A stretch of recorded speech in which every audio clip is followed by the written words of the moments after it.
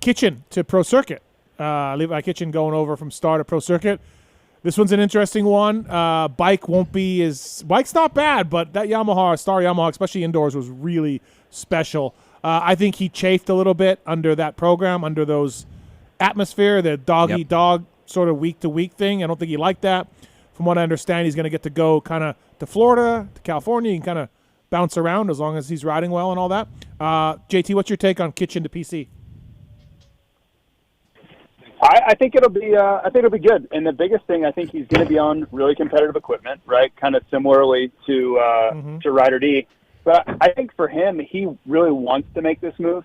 And sometimes that's all it takes, right? It doesn't have to be anything other than what's going on in that rider's head. And I think he's ready to make a change, for different reasons, right? It's sometimes you just don't feel comfortable in a particular dynamic, or you're looking for a change for whatever reason. Mm-hmm. And as long as the equipment you're switching to is competitive, that's all it takes, right? So Kitchen to me is an interesting case because he's one of the few guys in his class where I look at him and I scratch my head why he's not winning more. Mm-hmm. When I watch him ride, I'm like, how in the hell is this guy not winning races? And that's not typically the case. Like most of the guys I watch, I'm like, well, he's not fast enough, or he's not in shape, or mentally he's just not strong enough. Like it takes a certain mental, you just have to be strong mentally. Like it's not for everybody to be able to handle that type of pressure and to deal with that much adversity all the time, week in and week out.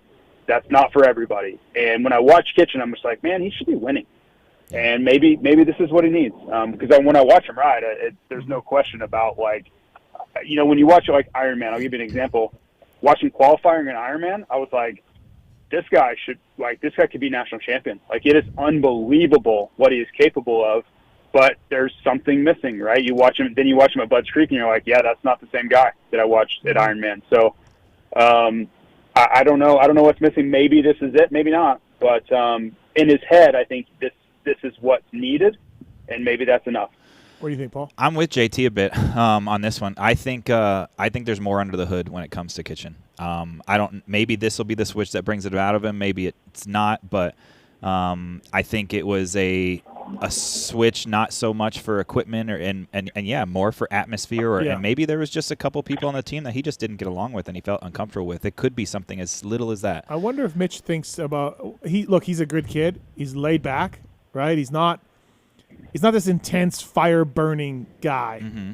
He's more laid back, really nice. I mean, he takes racing seriously, but I wonder if Mitch will almost look at his attitude and be like, I gotta get this kid meaner. I don't know, maybe Mitch is looking at him like, I got to figure out how I'm going to motivate this guy. I don't know, but I just feel like there is more under the hood with him, and I guess we can go to the next subject, which is who he's going to be replacing at Pro Circuit, which is Shimoda.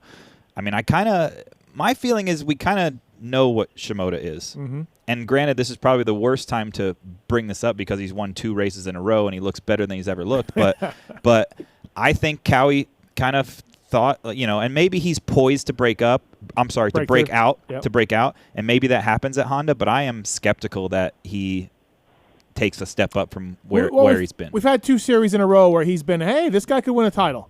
Yeah, 2 series in a row, and then you want to say 3. Last year's Supercross was kind of like, hey, Joe could, win multiple races. It didn't go well, and then this year's Supercross and this year's Outdoors. Mm-hmm. So, JT, where are you at with Shimoda to Honda?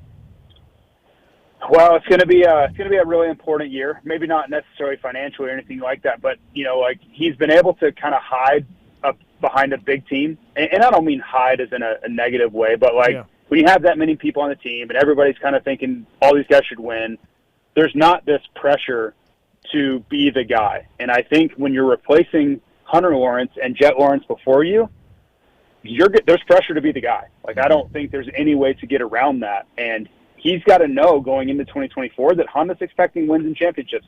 End of story.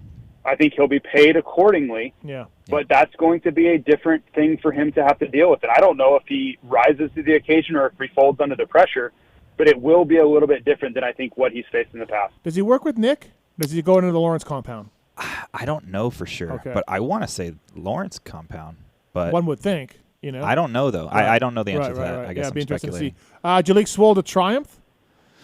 I mean, a little bit less expectations, right? I would think. Like, they're not paying him to win.